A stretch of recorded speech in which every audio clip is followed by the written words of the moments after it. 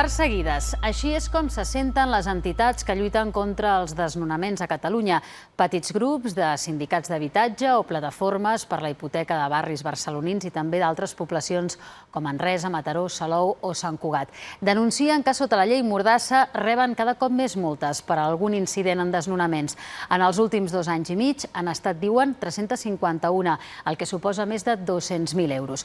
Però el Departament d'Interior assegura que en l'últim any s'han sancionat només a l'1,6% de tots els desnonaments on han actuat els Mossos. Posar-hi el cos i l'ànima per aturar un desnonament i també, cada vegada més, posar-hi la butxaca.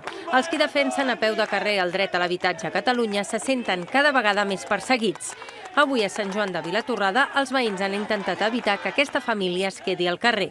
Quan actuen a la Brimo o al Sarro, doncs normalment identifiquen a la gent i pensen que amb les multes ens callarem, però no ens faran callar. Pots fer recursos i així, però no passa per judici. No hi ha un jutge que diu si tens raó o no tens raó, sinó que és un agent policial el que aixeca l'acte i diu que tu has substituït la justícia i et cau aquesta multa.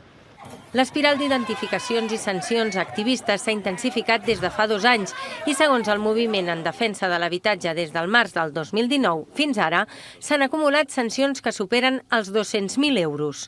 Asseguren que s'han posat 351 multes a activistes en desnonaments, com a l'octubre passat, quan es van produir una trentena d'identificats per un desnonament al carrer Còrsega, amb multes de 600 euros. I al novembre, al carrer Villarroel, una 50ena d'identificats més, amb l'amenaça que se'ls multaria.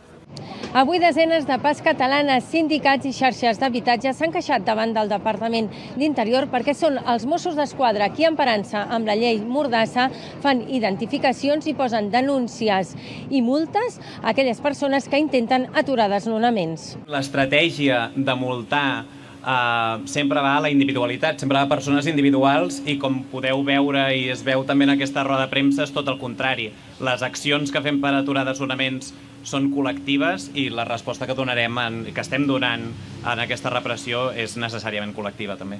Tot això entenem que respon a unes directrius del Departament d'Interior davant d'un moviment tan necessari com és el moviment per la defensa de l'habitatge, un moviment que està fort, que està articulat.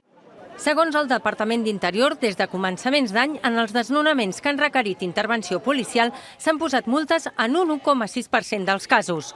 Sònia Poll Martínez, TV3, Barcelona. Ens fem avui